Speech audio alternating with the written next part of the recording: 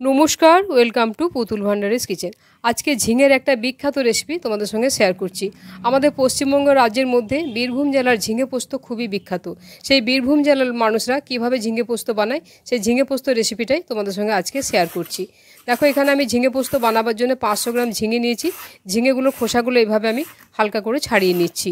তোমরা কে কীভাবে ঝিঙে পোস্ত করো সেটা আমাকে একটু কমেন্ট করে জানাবে। আমি যেভাবে ঝিঙে পোস্তটা আজকে করছি সেই রেসিপিটা তোমাদের সঙ্গে শেয়ার করছি। রেসিপিটা দেখার পর যদি ভালো লাগে তাহলে অবশ্যই একটা লাইক, শেয়ার, কমেন্ট করবে আর আমার চ্যানেলটিকে সাবস্ক্রাইব করে নেওয়ারও অনুরোধ জানালাম।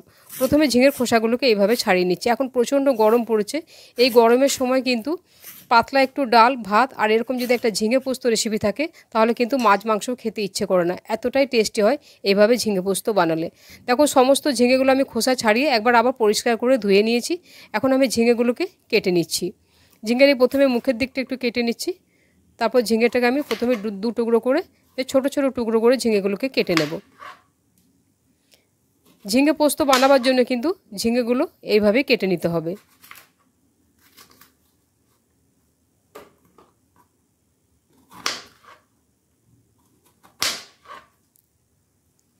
ঝিঙে পোস্ততে কিন্তু খুব বেশি উপকরণ লাগে না, মাত্র 1-2টি উপকরণ দিয়ে এটি বানানো হয়ে যায় আর খুব সহজেই বানানো হয়।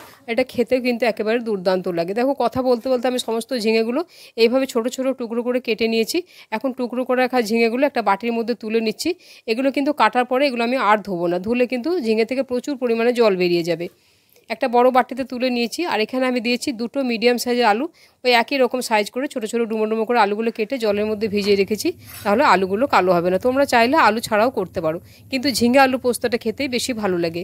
কড়াই বসে সামান্য 1 চামচ পরিমাণে তেল দিয়ে দিলাম আর দিয়ে দিচ্ছি সামান্য একটু কালো জিরে ফোড়নে দিলাম। ফোড়নটা হয়ে যাওয়ার পরে প্রথমে আমি আলুগুলো দিয়ে দিচ্ছি। আলুগুলো বেশ 2 মিনিট নাড়াচাড়া করে একটু হালকা ভাজা ভাজা করে নেবো। খুব বেশি একেবারে লাল লাল করে ভেজে নেওয়ার দরকার নেই, এভাবে হালকা করে আলুটা ভেজে নিতে হবে। দেখো, একটু একটু গায়ে কালার হয়ে এসছে, এরকম পর্যায়ে আলুটা ভাজা হলেই হয়ে যাবে। এখন কেটে রাখা ঝিঙেগুলো দিয়ে দিচ্ছি। খুব সহজ একটা রান্না, কিন্তু এইভাবে ঝিঙে পোস্তটা যে এত টেস্টি হয় তোমরা একবার করে দেখবে, তোমাদের তখন দেখবে এইভাবেই ঝিঙে পোস্ত করতে ইচ্ছে করবে।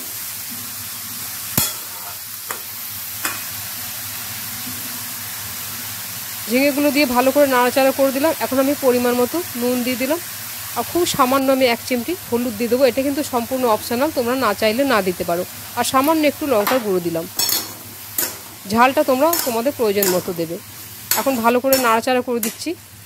ঝিঙেতে নুন দিয়ে দিয়েছি, এতে কিন্তু প্রচুর পরিমাণে জল ছেড়ে দেবে, তাই এতে এই রান্নাতে কিন্তু আলাদা করে আর কোনো জল দেওয়ার প্রয়োজন হয় না। গ্যাসের আঁচ কমিয়ে দিয়ে এখন এটাকে আমি ঢাকা দিয়ে দেবো। আর আজকে আমি যে পোস্তটা করব, পোস্তটা আমি শিলে বেটে নেবো। দেখো, এখানে আমি 2 টেবিল চামচ পোস্ত শিলের মধ্যে নিয়ে নিচ্ছি। পোস্ত কিন্তু শিলে বেটে দিলেই তবে কিন্তু খুব টেস্টটা একেবারে ভালো হয়। তবে তোমাদের যদি অসুবিধা থাকে সেক্ষেত্রে তোমরা মিক্সিতেও পোস্তটা বেটে নিতে পারো। 2টো কাঁচা লঙ্কা দিয়ে পোস্তটা আমি শিলে বেটে নিচ্ছি। ঝালটা তোমাদের প্রয়োজন মতো কম বেশি করে নেবে, তবে প্রচণ্ড গরম, তার জন্য আমি একটু কম ঝাল দিয়ে আজকে রান্নাটা করছি।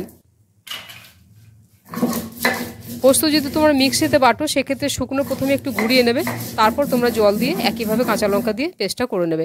তবে শিলে পোস্ত বাটলে কিন্তু তার স্বাদটা একেবারে দ্বিগুণ বেড়ে যায়।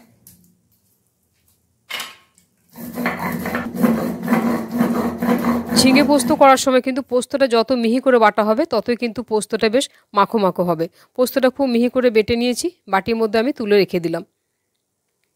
এখন আসছি রান্নায়। প্রায় 3-4 মিনিট হয়ে গেছে, আমি ঢাকা দিয়ে রেখেছিলাম। নুন দেওয়ার কারণে দেখো ঝিঙেটা থেকে কতখানি জল ছেড়ে দিয়েছে, এতে আমি কোনো এক্সট্রা জল দিইনি। ঝিঙে জলে ঝিঙে সেদ্ধ হয়ে যায়। এখন একটা আলু চেপে দেখে নিচ্ছি। আলুটা কিন্তু এখনও বেশ শক্ত আছে, আরও একটু সেদ্ধ হবে। এখানে আমি 4টে কাঁচা লঙ্কা মুখগুলো সামান্য একটু চিড়ে দিয়েছি যাতে গন্ধটা হয় কিন্তু ঝালটা বেশি না হয়। একবার নাড়াচাড়া করে এটাকে আমি ঢাকা দিয়ে আঁচ কমিয়ে রেখে দিলাম। প্রায় 5 মিনিট পরে আমি ঢাকাটা খুলে দেখে নিচ্ছি যে আলুগুলো সেদ্ধ হয়েছে কিনা। একবার ভালো করে প্রথমে নাড়াচাড়া করে দিচ্ছি। এখন দেখেই মনে হচ্ছে আলুগুলো বেশ সেদ্ধ হয়ে গেছে, ঝিঙেটাও সেদ্ধ হয়ে গেছে। একটু মাখো মাখো করার জন্য খুন্তি দিয়ে এভাবে চেপে চেপে 2-4টে আলু আমি এভাবে একটু ম্যাশ করে দিচ্ছি। আর এই যে জলটা আছে, এই ঝিঙে পোস্তটা কিন্তু একটু পাতলা হয়, তাই জলটা আর বেশি শুকোবো না। গ্যাসের আঁচটা একেবারে কমিয়ে দিয়ে বেটে রাখা পোস্তটা দিয়ে দিলাম আর পোস্ত বাটি ধোয়া একটু জলও এতে দিয়ে দিচ্ছি। এই সময় কিন্তু গ্যাসের আঁচটা কমিয়ে দিতে হবে, তা নাহলে কিন্তু পোস্তটা যদি খুব বেশি ফুটতে শুরু করে দেয় সেক্ষেত্রে কিন্তু পোস্তটা ছানা কাটা হয়ে যায়, সেক্ষেত্রে কিন্তু পোস্তটা খেতে ভালো হয় না। এভাবে পোস্তটাকে মিশিয়ে দিচ্ছি, দেখো কত সুন্দর মাখো মাখো হয়েছে। এখন খুব সামান্য হাফ টিস্পুনেরও কম একটু কাঁচা সর্ষের তেল দিয়ে গ্যাসের ফ্লেমটা আমি একেবারেই অফ করে দেবো। তারপর এটাকে আমি 1 মিনিটের জন্য ঢাকা দিয়ে দেবো, যাতে কাঁচা সর্ষের তেলের গন্ধটা খুব ভালোভাবে পোস্তর মধ্যে মিশে যায়। ঠিক 1 মিনিট পরে ঢাকাটা খুলে দেখাচ্ছি যে ঝিঙে আলু পোস্তটা দেখতে কেমন হয়েছে। দেখো ঝিঙে পোস্তটা দেখতে কত সুন্দর হয়েছে। এইভাবে তোমরা একবার ঝিঙে পোস্ত করে খেয়ে আমাকে কমেন্টে জানাবে যে তোমাদের কেমন লেগেছিল। আর তোমরা কে কীভাবে ঝিঙে পোস্ত করো সেটাও কিন্তু আমাকে কমেন্ট করে জানাতে ভুলবে না। আর আমার রান্নাগুলো যদি তোমাদের ভালো লাগে তাহলে প্লিজ একটা লাইক, শেয়ার, কমেন্ট করবে। আর আমার চ্যানেলটিকে সাবস্ক্রাইব করে নেওয়ারও অনুরোধ জানালাম। রেসিপিটা সম্পূর্ণ দেখার জন্য ধন্যবাদ জানালাম। তাহলে আবার অন্য কোনো দিন দেখা হবে অন্য কোনো রেসিপিতে। সবাই ভালো থাকবে। নমস্কার।